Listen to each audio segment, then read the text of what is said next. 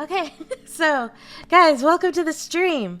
So I want to talk about Israel today. I do admire that most of the criticism that's come out academically has been from Israeli historians. Also Palestinian historians, but mostly the ones that actually discover, the ones were Israeli historians. They were willing to look at their own history, at their own narratives, and question them. That's real historical revisionism.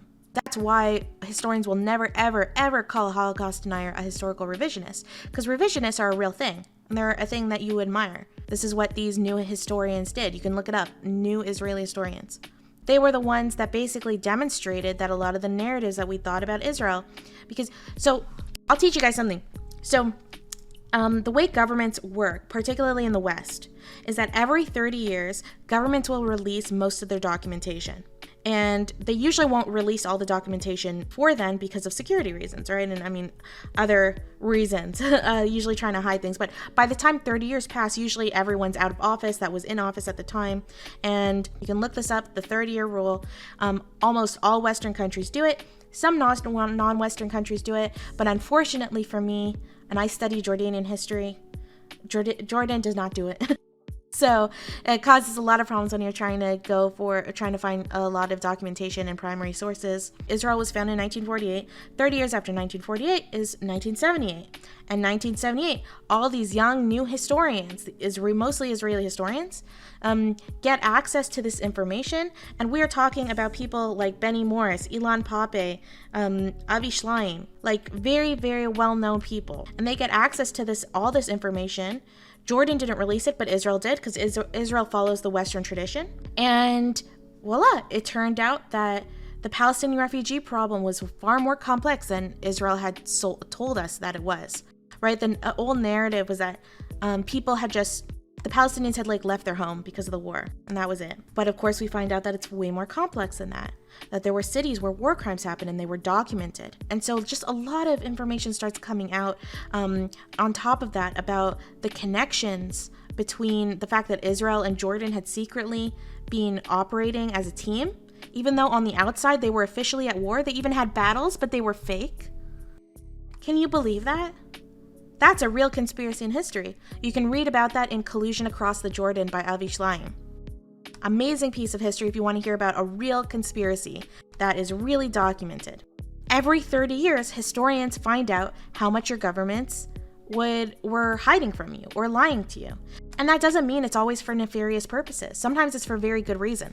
So I feel like 30 years, when it's 30 years after Iraq War, 2034. In the year 2034, we're going to really find out why the United States went to Iraq. And maybe it'll turn out that it was right, that it was for oil. Maybe it turns out that there were actually mass weapons of destruction. Maybe it turns out that they were allied to someone who had those things, right? There might be, so we might actually find out there was a good reason. We might find out it's a really bad reason. But it's one of the reasons why I've always kind of kept myself measured when it comes to politics, because I always know the information I'm operating on is coming from journalists, like the media, from what my politicians are telling me, from what happens to be discovered at one time, and it just doesn't feel as rigid. And so it doesn't give me the confidence to just I'll be 100%, this is how we should do things. Yeah, it's just one of the reasons why historians tend to be conservative. And when I say conservative, I don't mean conservative in the political sense. I mean conservative just ideologically. If you look at the definition of holding back, being careful before making an opinion. And it's one of the reasons why I'm never really 100% in politics, or this is definitely the right way, or that's definitely this going on. Because it could just be so much more complex. Or it could just be something totally opposite. I mean, imagine if in 2034, we find out that the United States went to the war with Iraq because Saddam Hussein was pushing North Korea with their allies. And I'm totally making something up, right? But it's totally possible. We might find that out. We might find out that it was just purely an economic thing for oil. We might find out that George Bush was having his own personal scandal at the time and was afraid of it getting out. So he literally went to war to create a distraction. That's happened before. Not with George Bush, but with other situations. So it's why I always try to hold back from that stuff. Now, it doesn't mean that you shouldn't participate in politics, right? Or you shouldn't be passionate, but just always be aware that there's a chance you could have the wrong info, and you're only going to find out in 30 years. We have the leftist subclub in CC, and I noticed that they were having an argument about me. They're asking if I was a Zionist or not. Like, that's fucking hilarious. And so one guy claimed that I 100% was a Zionist because I was born in Israel. I don't know. I find that a little anti-Semitic. That just because you're born in the country of majority Jews, you somehow automatically agree with the decisions of the government, or it's like, problematic policies. Especially because it does get overplayed. Like, that's why I will always say, like, anti-Zionism is not anti-Semitism inherently. The problem is that a lot of people use anti-Zionism as a shield for their real anti-Semitism. That's why if you know the right terminology to use, if you know the right way to be critical of Israel, it's less likely you will be called an anti-Semite or be an anti-Semite. And this way your criticisms of Israel will be taken more seriously if you have them. There had been some brief tips, tiffs, I guess is the right word I'd use, with more conservative right-wing policies within Israel. The second intifada that happened, but they always went immediately back to being leftist. Like, that was the standard, the mainstream. Do I want to say it? Oh, this is really tough. Okay. So this is what I'm going to say. Is I am a Zionist if you define Zionism a certain way. But the way, and probably the way I would define it. But if you don't define Zionism the way I define it, then I'm not a Zionist.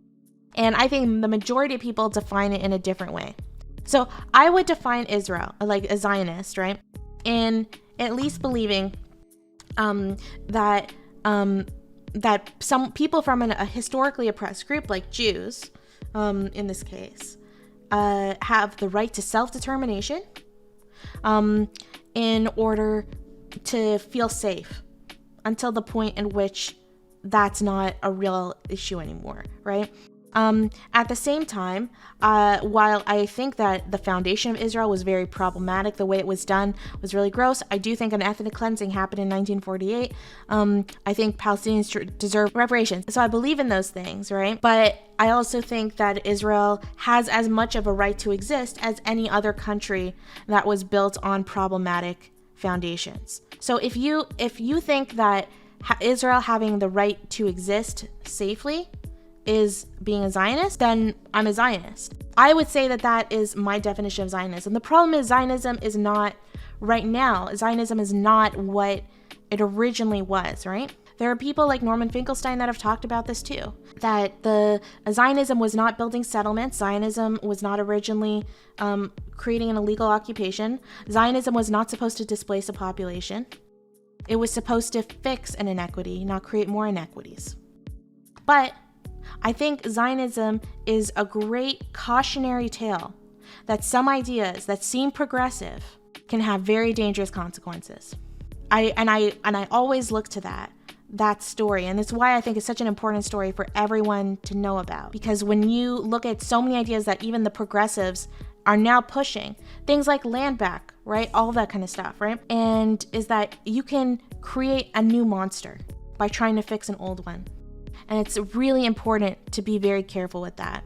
If you define Zionism as supporting the state of Israel as it is right now, I would say I am not a Zionist because I do not support its actions right now. I also believe in a two-state solution. I believe that Palestine deserves its own self-determination. I believe the Palestinians are a distinct group.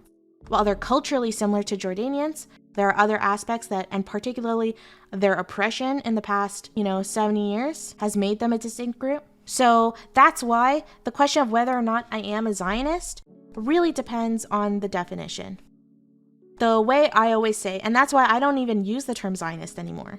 Anti-Israel, pro-Israel, anti-Netanyahu, pro-Netanyahu. Those are the terms I try to get into the specifics of what I am against. And I think in general, if you look at things with that perspective, it's going to be much more productive.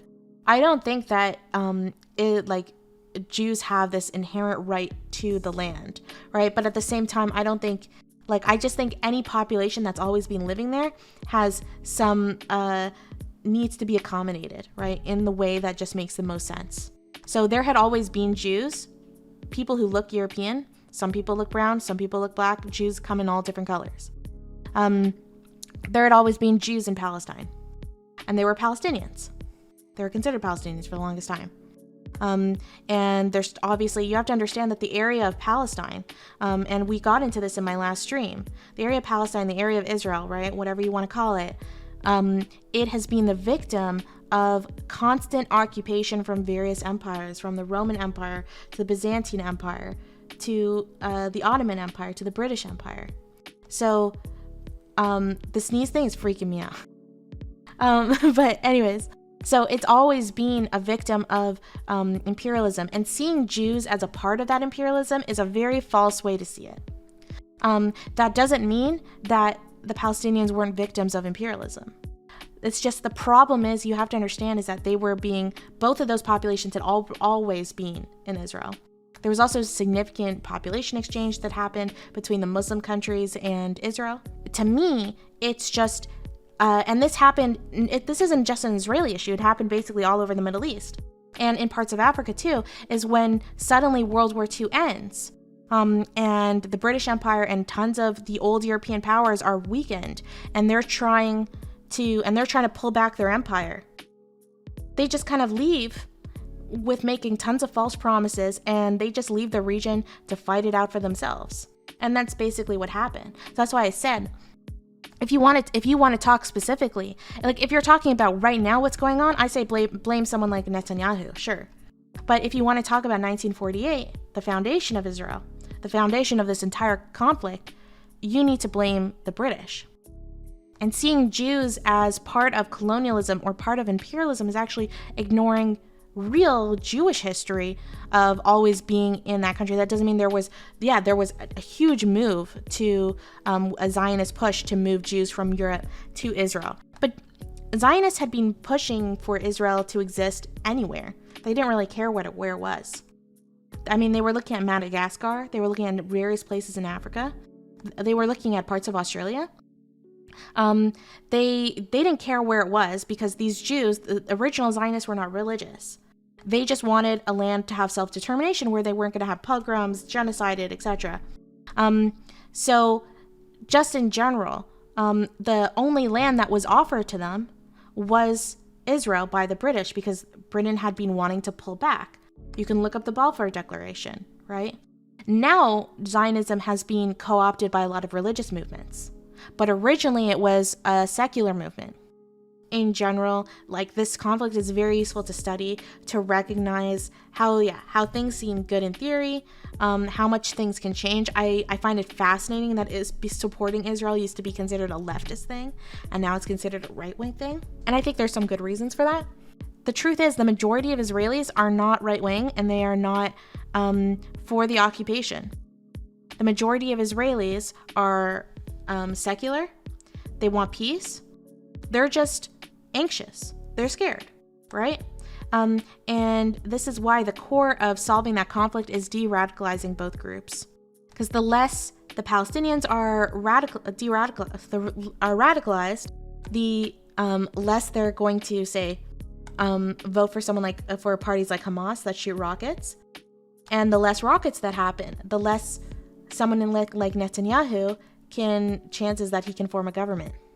Because I can tell you, every single time a rocket goes off, a stabbing happens, anything, even if it's just one thing a year that a Palestinian does, and this is the sad truth, it's used by Netanyahu as a way to argue for his harm against the Palestinians. It does the exact opposite effect. You can't solely base that on the portion of the population that voted.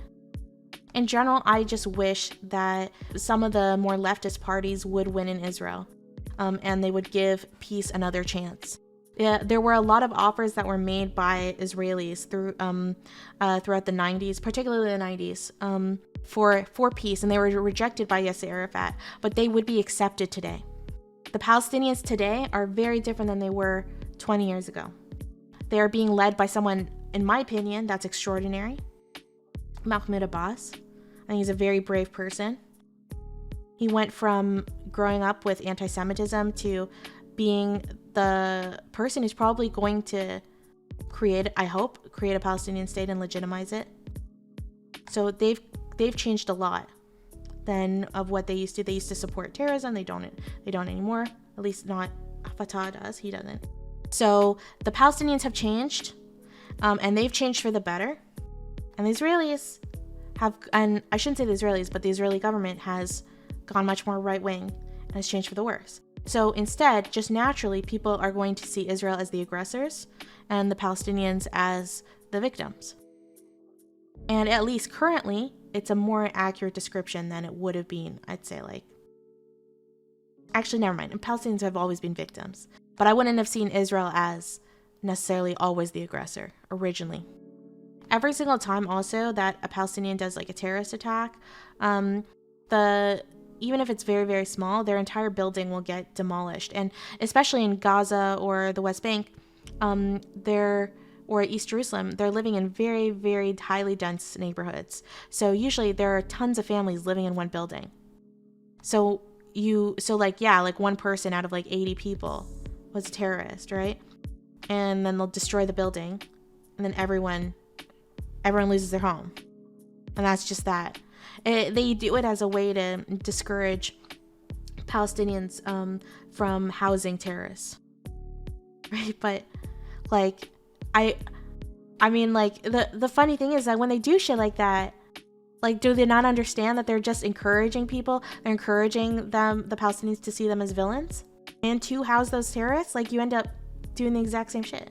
But you know what's extraordinary about the people in Gaza is that in spite of the shit that they have to deal with, they are, and correct me if I'm wrong, but this is a stat I heard from a pretty legit source, that they have the highest post-secondary education per capita in the world. A very, very educated culture.